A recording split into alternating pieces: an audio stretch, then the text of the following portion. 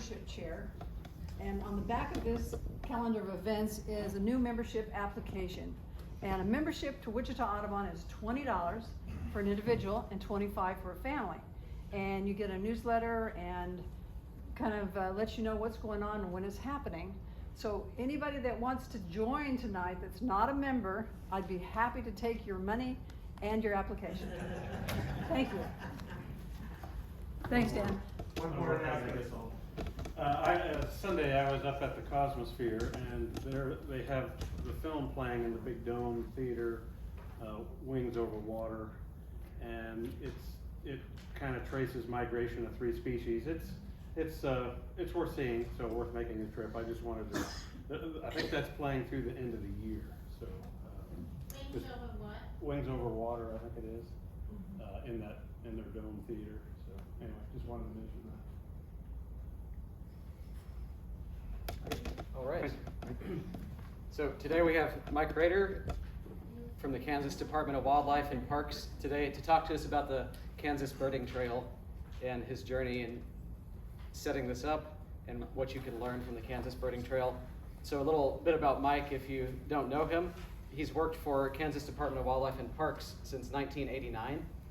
He was first a conservation worker at Wilson State Park for 18 years and transferred to the education section in 2007, where he serves as the wildlife education supervisor. He's been interested in birds his entire life, but really became actively involved when he was at K-State in the early 1980s.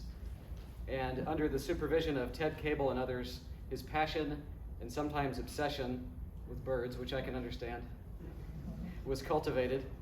He has been a board member and president of the Kansas Ornithological Society, member of the Kansas Birds Record Committee, and maintains involvement on several bird-related projects, including doing breeding bird surveys, conducting bird identification workshops, and various programs. He was also a regional coordinator for the Kansas Breeding Bird Atlas Project.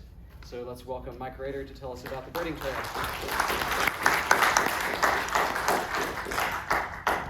Okay, the acoustics in here, how are they? Do I need the microphone? Yes, microphone. All right. How's that? Is that better? I've got my, I was going to say addle-minded, but I won't. My fantastic assistant, Elizabeth Walker, is here. Some of you may know Elizabeth from, there was a kingbird that was found at Lyon State Fishing Lake last fall that apparently no one can identify, but she did her best, and I swiped her from the state of Texas, and she now works for me over at our museum in Pratt. So she's converting it into a nature center. She doesn't like old dead things, so I'm not long for here. But or dying things, I guess. But anyway, Elizabeth is our director of the Pratt Education Center, and has been, I'm trying to get her turned back on to birds again. She's been in full herd mode for about 2 months now, and she needs to come back to the light. And she's going to help me with my program this evening. There are a few people in this room that help me with this project. Pete Jansen, Kevin Gronewig, Tom Ewert, being some that I know are here for sure. If you want to go ahead and advance for me. Secretary Brad Lovelace of our agency was approached by a guy that I'm not sure if anyone here knows him. His name is Jim Walton. He's up in the Kansas City area, and he talked to Secretary Lovelace a few years ago and thought that Kansas needed a birding trail. And we had started this several years ago. The CD Great Band hired a consulting firm out of Texas ran by Ted Eubanks called Vermata, and they worked on some scenic byway stuff, and the bird trail was sort of an ancillary part of what they were going to try to include with that. But that plan that Ted did, I think, is still sitting on a shelf somewhere. So this was a new effort. So it got turned over to some folks in our information section, and they asked me if I would be willing to help consult or give some information and stuff, and that was fine. But the entire project got turned over to me, as you see, on September 1st of 2020. Again, I don't have to read all these. You all are adults and probably can read. But what I wanted to do to start with was kind of put together a plan of action on what was maybe would work best for Kansas. Some of you that have traveled out of state to go bird watching have maybe utilized birding trails in other states. Texas has a fantastic system that's been in place for over 25 years. Other states, Florida has a great one as well. There's a few of our surrounding states that have them, but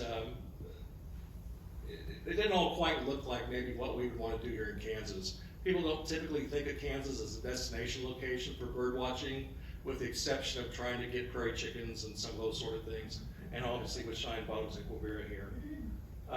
So what I did is I went and I looked through pretty much any state that had a bird watching trail on the internet. There's a couple of states that are working on them right now. New York has just implemented one right along with what we did here in Kansas, and a few other ones, but there's probably 35 or 40 states now that have birding trails. So I tried to look at those, pick pieces of those out that I thought might be functional or what we could utilize here in Kansas. And the first thing to do was try to put together a committee of people to try to help me with that. Again, like I said, we used expertise from some of the gentlemen that are here in the building right now. We try to utilize a bit of generational diversity. I'm 59 and I felt kind of young when I was around like Ted and some of those other people, but so we included my daughter Jennifer is on there. She's 36. One of our ecologists, Deidre Kramer, who preceded Elizabeth at the museum in Pratt, or I'm sorry, the Education Center in Pratt. She helped us out. Chelsea Hoffmeyer, who's our voting ed coordinator, who bird watches us for a hobby. So we wanted to try to get some of those folks there. And again, I drew from experienced authors and photographers. Ted Cable has written many interpretation and travel books. He's got a book for across I-70, interpretive spots and places like that across I-70, not only across Kansas, but Missouri and I think Illinois. He's also written birds about Africa. So anyway, Ted was a pretty extensive, had a lot of experience with that. And then obviously, I tried to find the best photographer that I knew, which was Bloodgrass. So the photos that you see on the site are Bob's. So this program was one that I gave for Wildlife Viewing and Nature Tourism Academy down in Arizona. So I some of this may not be pertinent to maybe what y'all want to know about this, but given the time, I didn't quite have the time to update it as best I wanted to.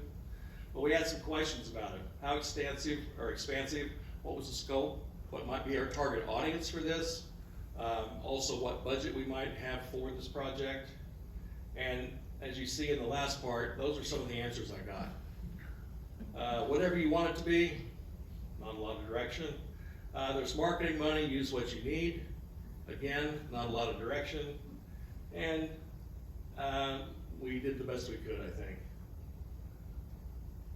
So what we ended up doing was we contracted with a marketing firm. Their name was Mammoth Creative. And what they did for us is they created a theme and a logo for us to use. They made our website. I don't know if anybody's had an opportunity to utilize the website yet. We'll get a chance to look at it here in a little bit. And the total cost of this thing was just under $30,000. So I contracted with Ted Cable to do the lion's share of the writing. There were some others of us that helped. Mammoth did some of the putting together of the site itself, but when it came time to do individual locations, it was up to me and our IT staff with our agency in order to do that. So that took some time for us to be able to carve out that type of thing to do. Anyway, yeah, go ahead. There we go, we talked about that. Okay. Again, like I said, the website was given to our agency, and we added a lot of this stuff for individual locations. There are 12 trails within that. And trails, I tried to think of a different term, and if anybody has one that is more appropriate for what these things are, a lot of people think a trail, they think it's something you're gonna go out and walk. They're actually driving routes. But the Kansas birding driving route, it just doesn't roll off the tongue very well. So we stuck with trails. I think Missouri calls theirs the Great Missouri Birding Trail or something. So Texas calls it trails. And yeah, Texas is trails as well. Florida does the same thing. So anyway, that's what we're kind of stuck with. We went ahead and did a launch of this thing on March 7th of this year. That was actually my daughter's birthday, so it worked out well, my oldest daughter. So we developed the logo, and when they did this, there were comments about this particular logo, and it's been tweaked a little bit, but they wanted something that was a little bit cutting edge, maybe something to that effect. Lots of them have, like Missouri has a great kestrel painting, you know, is their logo and some other stuff, and they wanted to try something different. And after we thought about it for a little while, we thought, you know, this is probably okay. So we're using a map marker, obviously. Once a couple of people, Chuck Audi comes to mind that, you know, said it looked like a bumblebee or something like that, but I can never unsee that. So anyway, this is what we went ahead and did. This is the address for that site, and these are just screenshots here right now. Yeah, go ahead and run through if you like.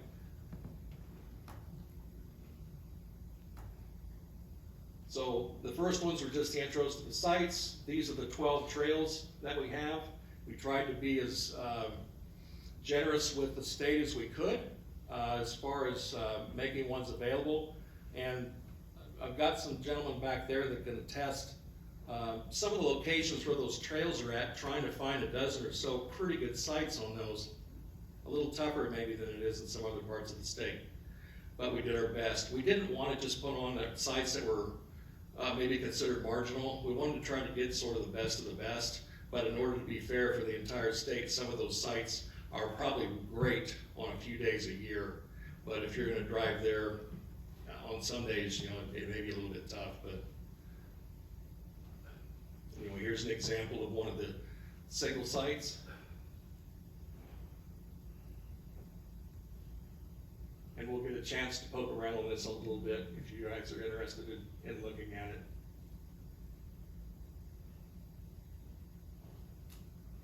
Here were some of the challenges. Obviously, we needed to try to struggle for the exact goals. And what we kind of determined was we wanted to make this for the probably beginner, intermediate birders. Expert birders probably use Ebird and things like that, so they don't necessarily need either a linear trail or a loop trail or whatever to get them to different locations. So we're looking for people that maybe want to take this up as a hobby and are looking for a place that they can go to try to find birds. So that was sort of the determination. Again, I think usually states that go ahead and do these things have a defined budget that they're to adhere to, so they know how much money they can spend or what they can't. One thing we did with this trail is we did find locations that, pardon me, were accessible to the public. There are plenty of places, obviously Kansas being 96% private is a challenge, but all the sites that are listed, all the locations listed on our site are publicly accessible. So we wanted to make sure to do that. Sometime down the road, we may try to look at some other sites, things like prairie chicken viewing and those sort of things. A lot of those are best done on private properties for the most part. So if we want to include areas like that, we may have to look at that. We don't have a way to compensate landowners for that right now, but that may be something to consider in the future to try to include some of those sites, especially for prairie chickens.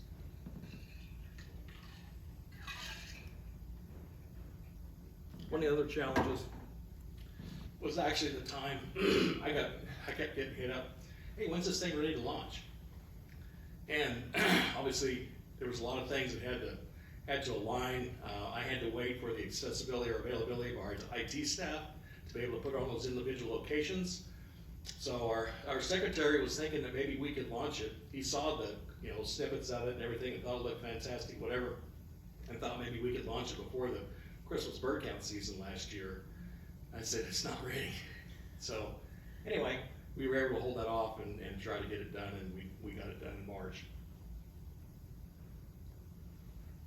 And again, given that this presentation was for maybe other states that were interested in doing their own, these are just some of the questions that I thought would be helpful for them to go ahead and consider if they're doing their own trails. There are states now that are actually redoing trails from having them done decades ago. Virginia, I think, just redid theirs. Virginia's trail had over 800 sites. Virginia is not as big as Kansas, I don't believe. So they would have sites that maybe would have a playground and a couple of trees in it, but they listed it as a site on their trail. And the guy I talked to in Virginia said, you know, I wish we really hadn't done that, and for obvious reasons. So that's again why we tried to select sites that were, you know, as good as they could be within the locations that we had them. Anyway, we're going to continue to work on this, try to make it better. Next phase is we want to add more photos to the site. So once we hop on here, or you guys get an opportunity to go home and get on the site yourself, you can look, and we're going to add some photographs. What we would like to do, and especially some of these guys back here, if you're ever out on some of these locations and want to just think about snapping a photograph or something, we could use them. Because if it's up to me, I mean, I know Liz would want to go look at all of them and snap photos, but I'm not going to let her do that. So there's a lot of sites out there that we need to try to get some photos, and we'll probably try to put those on the locations within those sites on the website itself. My name is Malcolm Gold. That was really loud. Yeah, I don't know Where's the volume? should be up there. Okay, we're gonna try this again. This is a promotional video that Mammoth put together, and some of you may know Malcolm Gold from the Kansas City area. He's actually what's his office that he holds in KOS? Business manager for the Kansas Ornithological Society. And he, along with one of his daughters and a friend of hers, Mammoth Creative, went up to the Kansas City area and went ahead and shot this promotional video for us, and it's been out for quite a while.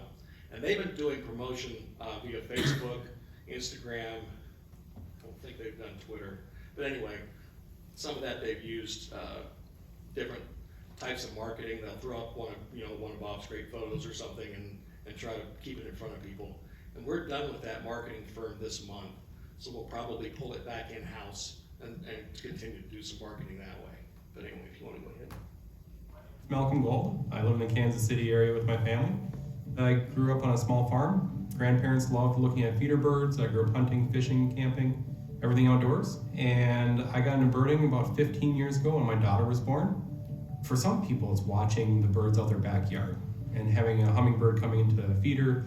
For me, it's kind of what we would consider field birding, where you get out in nature as much as you can and you identify and see as many species as you can, whether it's visual or hearing them. And sometimes it's going out at night, sometimes it's early morning, sometimes it's great weather, sometimes it's bad weather. When you love something, you kind of do it all year round. Birding in Kansas kind of looks like the different seasons. So if you're in an urban environment or if you're in a rural environment, whether you're on the tall grass prairie or if you're at a national wildlife refuge, maybe you're at Cuvier National Wildlife Refuge or at Cheyenne Bottoms Wildlife Area and you're looking at wetlands, or maybe you're at the Tallgrass National Prairie and looking through Flint Hills, or you're down in southeast Kansas and you're looking at the Osage cuestas and the hardwood forests of that habitat. The birds are going to be a little bit different in each of the different locations. So the opportunities are really as limited as what your curiosity is, as much as you're willing to travel. Realistically, as limited by your time. We have the east and the west. On the eastern part of the state, we get most of the migrants that come through there, the warblers, like that black-burning warbler. But then on the western part of the state, you actually get the western migrants coming through as well. So you have this best of both worlds in east and west. You don't have either one in huge, great numbers, but you have a bigger diversity than if you had been a couple states to the east or the west. And you have some unique birds that are present in great numbers in Kansas that aren't present anywhere else. The biggest population of lesser prairie chickens is in western Kansas. And that's actually been an area of ecotourism in recent years. It's a dwindling population, often driven because of habitat loss. And if you want to see lesser prairie chickens on boom, Kansas is a great place to come in spring. In winter, we have an amazing number of overwintering sparrows. In summer, we're on the northern edge for breeding populations for black rail. So anyone in the east, they're like, oh, you have a Harris sparrow. I'm like, oh, you should come to Kansas, because in winter, everywhere you go, there's Harris sparrows. All those birds are awesome. Kansas is kind of this hodgepodge of everything, and each of the little nuggets by themselves, where it's a different specific habitat or the different trails, offer cool opportunities. So if you had to pick a certain time of year that birders generally like more than others, it's spring migration. It's when the males are in their breeding plumage, they're as bright as possible, they're singing to try to get on breeding territories.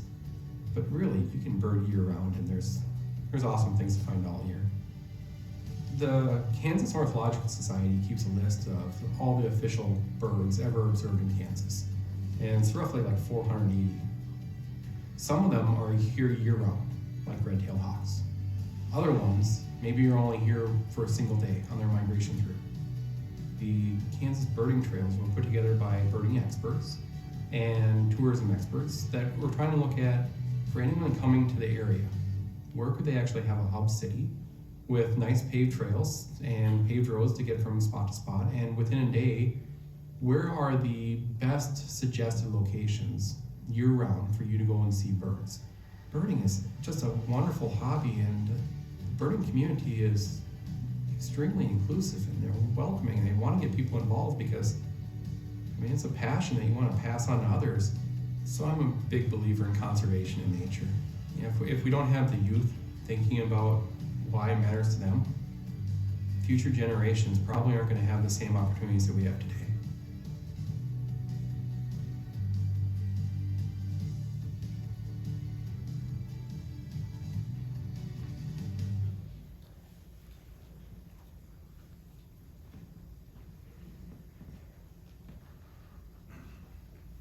Okay, a couple of things before we kind of leave the presentation part of this is, one other challenge I forgot to mention until I saw the photograph of the black rail. We had talked about that, and I provided a list of species to Mammoth Creative to try to utilize. And it was funny because when I went and previewed things, there was a bird on there that I thought, I'm not sure what this is. And it was a black Rallidae of some sort. But it turned out it was something from like South Africa or something that was in a zoo. You could see the leg bands, and I don't remember what the species was, but it was some sort of an African species of rail or gallinule or something.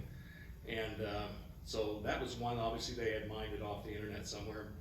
And the other one that was very strange was the whooping crane that they showed here was obviously probably one at a breeding facility, maybe in Wisconsin or somewhere like that, because typically you don't have footage of, live footage of one that's that close.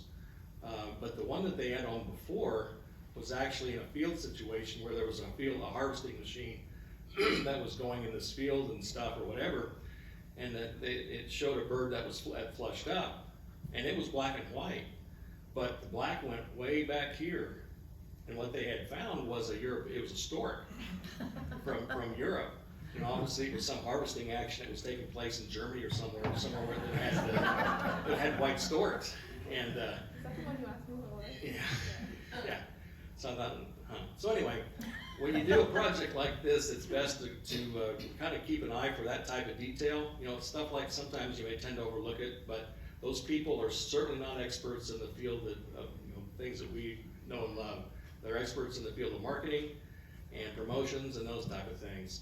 So we really had to kind of keep a bit of a watch over some of the graphics and stuff. When they were using Bob's photos, that was fine, but when it came to the video stuff, that's usually where we had sort of an issue. So anyway, again, I was very appreciative of Bob letting us use his photos and stuff for this site. If you guys are interested, I'll let Liz maybe pull up the website, and we can maybe be able to poke around a little bit. Can I use the link in here? Should be able to.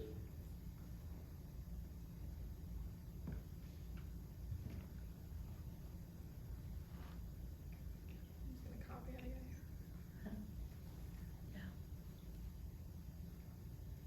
Why is Chrome not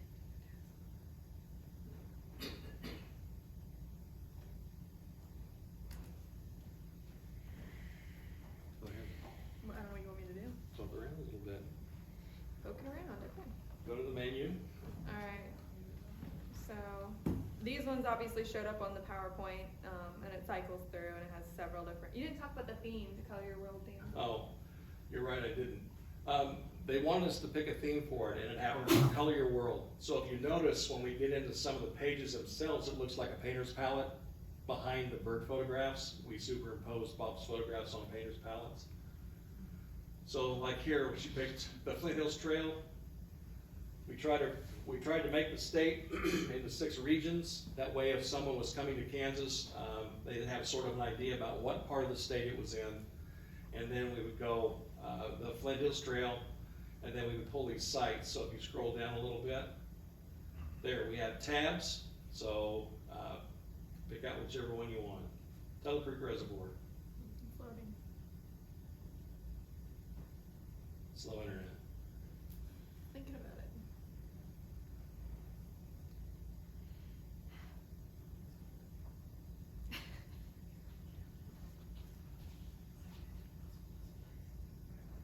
There it goes.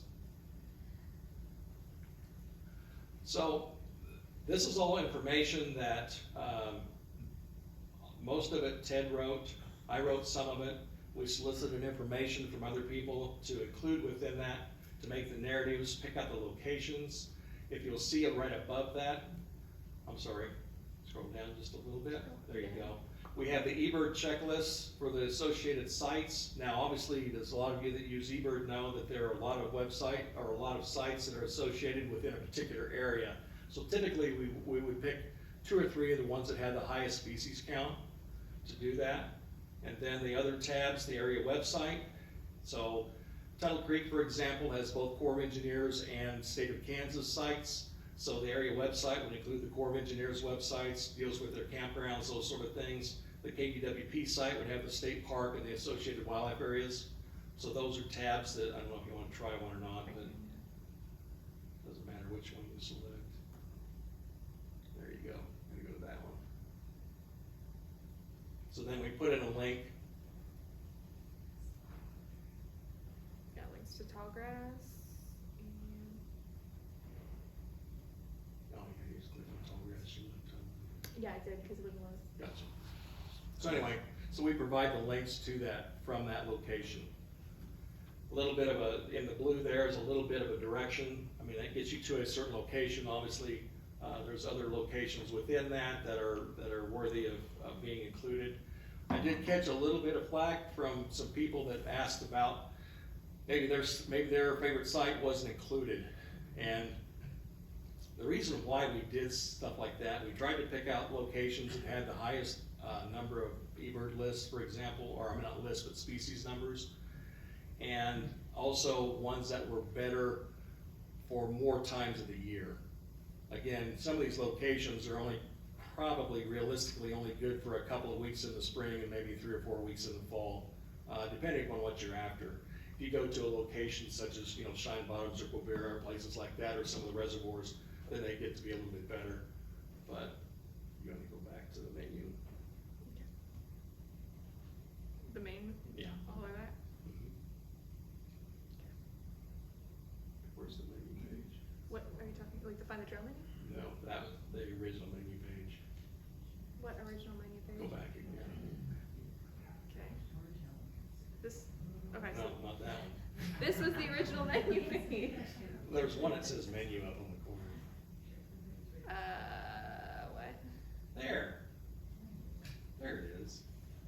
So, if you go to the Birding in Kansas page, for example, there you go. And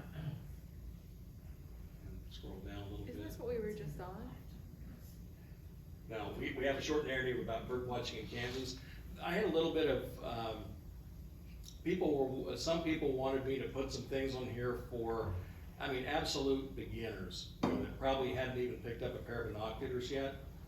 And to me, and a couple of states tried that, but it makes it so verbose, so text heavy, that they're really hard to navigate. There's too much text in there, and we wanted something that was sort of bright. I think we've accomplished that.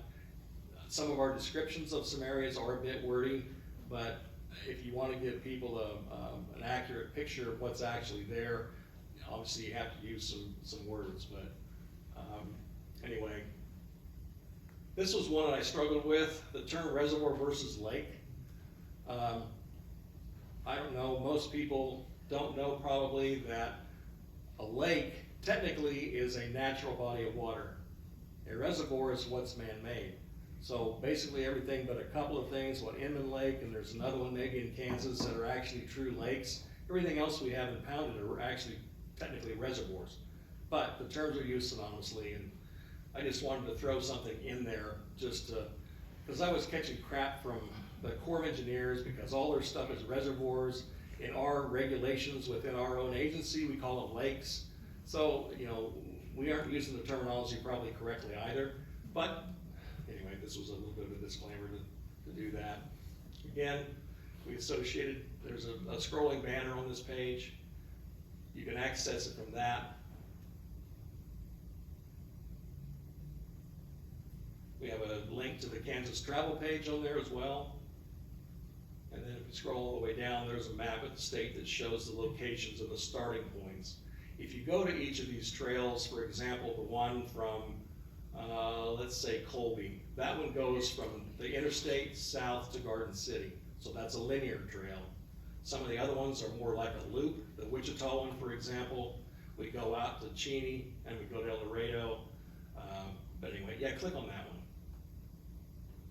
And you can access these things from multiple points on this website, so don't worry about getting lost. This one I asked for assistance from people in this area and also the other areas that they were familiar with too, to go ahead and read these for me. Because some of the most glaring errors actually were ones where our IT people were doing copy and pasting. So I had directions to a location in Lawrence for a place in Wichita. That's not a true example, but it is an example of some things that happened. So I had to go through and read all the narratives for all of these more than once to make sure that those things had happened. And that's just technical stuff that had to be, you know, gone through and done. There's what the Town and Country Trail is. Picked out locations within this area, again with help from some of the local folks here. And then, yeah, back to the description. So anyway, we tried to give an approximate number of hours it would take. Now, that's not birdwatcher hours. You know, that trail is actually really long. I mean, it's 200 miles, and we don't expect the ideal way that we thought initially we thought was that we could make hubs. So, like for example, Wichita would be a hub. And you would try to do things in an array from like an hour outside of Wichita and be able to do that. But once we sort of morphed this into something else, that's where we got the idea of let's go ahead and include El Dorado. We needed to include Cheating as they were both close to Wichita, so it made sort of a natural loop, and including the areas here in town that were good to do that. But again, that one was hard to make linear. I know Jennifer and my daughter Jennifer and I worked on this one for a long time, trying to figure out which parts were going to be the best ones to use. We didn't have it going as far north as John Redmond, but it's close, so we thought we really need to include John Redmond on this thing. So it made this one fairly long. Keep going. Yeah, if you want to pick another one, the Woodland Trail if you want. There we go.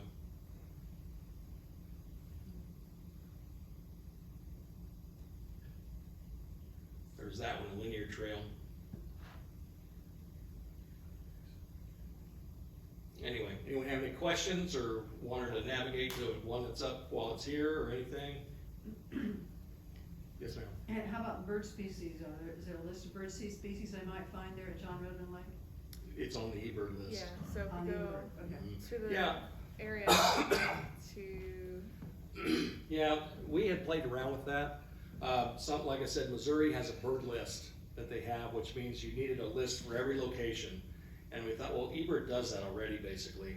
So there was no need to go ahead and print out a list for that. And speaking of printing, we do not do printed materials with this right now. This is entirely web-based. I know Texas has some great printed materials. Colorado has some other states do as well.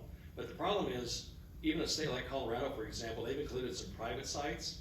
But what happens is they're out of date because if Jim and Patty sell their property to someone and it's listed as a site that's available to go for bird watchers to go, and Carol, you buy it, and you don't want bird watchers on your location, then what you have in printed material is incorrect. So that's why we wanted to keep this thing web-based. We may at some point look at some sort of printed type materials, but as of right now, it's going to be totally web-based. And we're also maybe considering doing an app, you know, and trying to have some app for phones and stuff, so. Texas actually had a similar problem with that, with the printed material versus like Christmas Mountains Oasis and like Hummingbird Spots in West Texas. They got sold, but Yeah. they were able to sell them to another birder, so it worked Yeah. out. And then Yes. this is the Ebird List link, so it's in there. Yeah, go ahead and click on it. Okay. There you go.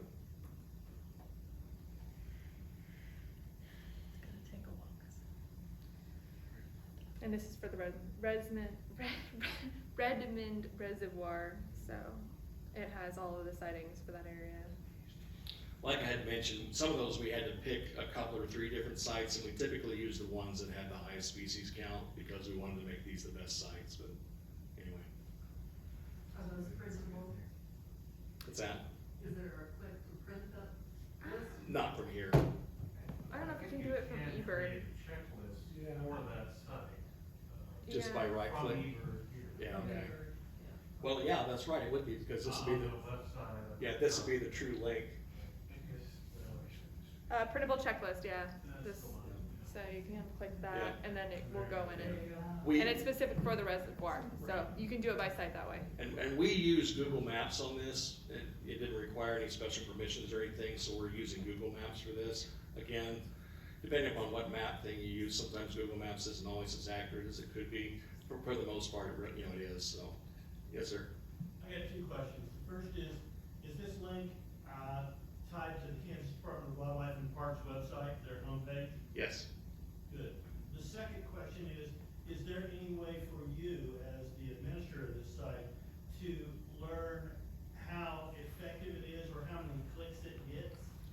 They have that. Mammoth Creative is actually the administrator until we take it over, which will be fairly soon. But they have all that information, and Charlie would love this because it's full of data and stuff. But how many clicks, and they were actually very, very pleased with how it's been performing so far. For you know, we've got other marketing programs with them. Chronic wasting disease in deer. There's been a couple of fishing, like a fishing derby and some stuff like that, that our agency has done with Mammoth. And they've actually been very pleased with the way this has been received. And we didn't do this on a national basis, this was done regionally. So, but yeah, that data is there now. Now, when we take it over, I'm hoping that we were able to do that. And something that I considered too, that we haven't gone down that road yet, is maybe having at the locations, having a sign with a QR code on it, and if they link it back to either our event manager or iSportsman or something, and that way, I know Missouri's doing it right now, and they know how many people are going to their wildlife management areas, because they can use that QR code and it logs them in. Or, yeah, Texas is a little bit behind with the QR codes, but they do have like signs by the exits for highways that indicate it's part of the, birding trail trail. system. So people, don't have to use the internet to find out it's a thing. So even just like promoting it that way. There's some other things called like geofencing that can be done, where if you're in close proximity to one of these locations, then you'll get a notification on your phone or something like that. We haven't gone down that path yet. That's way beyond my capabilities. Do you have a particular goal about how successful you'd like it to be? That was part of the challenge of this thing, because I was given no really good direction as far as what we considered it to be a success. I mean, right now the success is getting the program put together and launched. Again, we will need to find a way at some point to evaluate, how effective we are. And again, they're using the data like what we just discussed in order to try to determine, it's getting out there to people and that kind of thing. So. It's also kind of hard thinking about how to establish a baseline for participation in birding as of right now without using like Ebird per se, to kind of figure out how many people are using sites versus how many people are using them after the site Right. launches or anything. Right, and just because someone is using an Ebird location, they may have never seen our trail. Right. Or, anything about our trail. So that was, it's hard to link those two together. Yeah. But, any question? Yeah, You answered it. Oh, okay. Yes, sir. Is it possible to get some of this printed information out to some of the most popular areas for out-of-state birders to come here? To get enough information that they can get to this site? Again, we haven't gone down the path of doing printed materials for these things yet. One, because it's cost prohibitive, especially if you're doing something in color. So this is just the Ebird printed list. It's not necessarily the Kansas Birding Trails printed list. I don't know if that's a confusion point. We can also do a little bit better job in trying to market this at our information centers or our welcome centers, you know, on the interstate, Goodland, and where's the welcome center at in Johnson County? I'm not familiar with where it's at. Or is it at Bonner Springs or something by the racetrack? Or I think there's a welcome center up there. There's one down here at Mulvane or someplace down south. So anyway, there's some of those that, you know, we can maybe look into trying to have something, or at least have a sign or something for people that walk through the door that say, okay, there's a birding trail here, and then we can access it that way. So yeah, that's a good idea. Yes, ma'am. I'd just like to comment that I think maintaining it will be the crucial thing. And we were just in North Dakota, and I think they must rely on printed stuff, which I didn't have, but their web stuff, it looked like somebody put it together 10 years ago and they never touched it since, you know? Yeah. And it's, So what do you think about the like more modern take on this stuff? oh yeah, it looks really nice, yeah. Good job, Mike. Yeah, we wanted a way to be able to update it quickly, which again, that's gonna be web-based rather than printed materials. So that was a lot of the reason behind that. Anybody else have any questions? Well, I'll just make a comment. When I go to other states and I stop in these welcome centers, first thing I ask them is, what do you have on birds and where to find birds? And then they show me some stuff that they have. But, you know, if they had that kind of at least a link, that this is incredible. Yeah, like I said, like I mentioned there before, that may be something that would be really worth considering, is having a, I don't know what, it depends on the center, obviously, on what kind of wall space they would have or something like that, but a banner or some sort of a thing to put up that might state that, gives the address for it, you know, that kind of thing. QR code. Yeah, QR code would be a great one too. The tourism folks do a pretty decent job. If you go to the Kansas tourism site, you'll find stuff on birding in Kansas. Now that, I've looked at it, and for the most part it's okay. I don't know if anybody else has had an opportunity to look at it. Some of it probably need to be vetted a little bit better, but for the most part it's pretty good. But those are some things that obviously our agency, tourism is not with our agency any longer, but it isn't that we don't ever speak to each other and that kind of thing. So it's something maybe where we can try to coordinate some of that type of work too, because they're more you know, in tune with what goes on with those welcome centers. Yeah, well, Wichita has a visitor center and they are completely clueless. So, Is it through the city? hmm? Through the city? Yeah, well, they're on Main. Well, it sounds like Wichita Aqua should be doing some work there. Yeah. Right. I'm not trying to put You it got over. paid, didn't you? Anything else that we can answer for you this evening? It's not a King Bird Yeah. Well, if not, thank you for your time. I appreciate it. It's good to see all these bright, smiling faces out here.